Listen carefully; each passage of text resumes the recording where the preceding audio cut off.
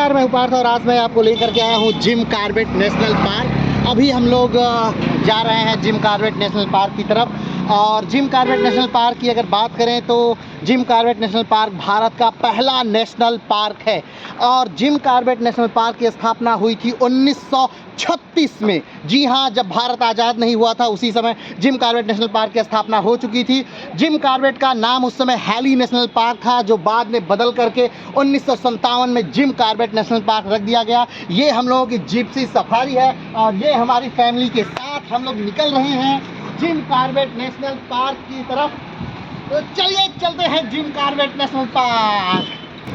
अगर हम बात करें जिम कॉर्बेट नेशनल पार्क की, कहाँ है जिम कॉर्बेट नेशनल पार्क, तो जिम कॉर्बेट नेशनल पार्क स्थित है उत्तराखंड में। अगर हम बात करें कि उत्तराखंड कहाँ है, तो उत्तराखंड जो कभी 2001 तक उत्तर प्रदेश का ही हिस्सा हुआ करता था, लेकिन 2001 में उत्तर प्रदेश से इसे तोड़ करके एक नए राज्य का दर्जा दे दिया गया। तो 2001 से उत्तराखंड एक स्वतंत्र राज्य है, जिसे यूके के तौर पर भी जाना जाता है। और इसी उत्तराखंड के नैनीताल जिले में जिम कॉर्बेट नेशनल पार्क स्थित है।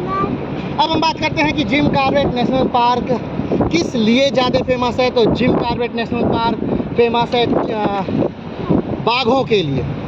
इसमें ज़्यादातर कभी कभी हाथियाँ भी दिखती हैं, लेपर्ड भी दिखते हैं, बहुत सारे हिरण दिखते हैं, यानी बहुत सारे जीवों के लिए ज़्यादातर फेमस है। लेकिन सबसे ज़्यादा जो फेमस है वो बाघों के लिए Jim Corbett national park famous है, क्योंकि ये एक टाइगर रिजर्व भी है, स्वतंत्र अभयारण्य है। और 1936 से इसकी अपनी स्थापना के समय से ये चला जा रहा है। तो देख सकते हैं जिम कॉर्बेट नेशनल पार्क के कई जोन हैं। अगर हम बात करें कि क्या हम लोग जहां से एंट्री कर रहे हैं ये क्या सेंट्रल जोन है, तो नहीं, ये सेंट्रल जोन नहीं है, लेकिन हाँ जिम कॉर्बेट नेशनल पार्क का ही ये हिस्सा है।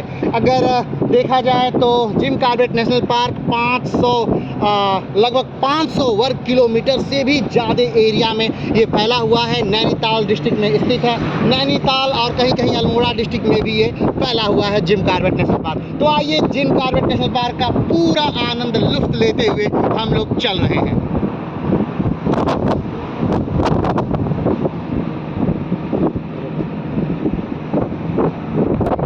अभी जिस हम लोग क्षेत्र में चल रहे हैं, यानी जिम कॉर्बेट के जिस क्षेत्र में चल रहे हैं, ये सीतावनी वाला जिम कॉर्बेट है, यानी ये जो क्षेत्र है सीतावनी के अंतर्गत आता है। अगर हम बात करें जिम कॉर्बेट के स्थापना के बारे में, तो जैसा आप जानते हैं 1936 में इसकी स्थापना हुई थी। और इसकी स्थापना जो है वो उस समय के एक व्यक्ति थे जिनका नाम था जिम कॉर्बेट, उन्होंने ही एक तरह से इसकी स्थापना की।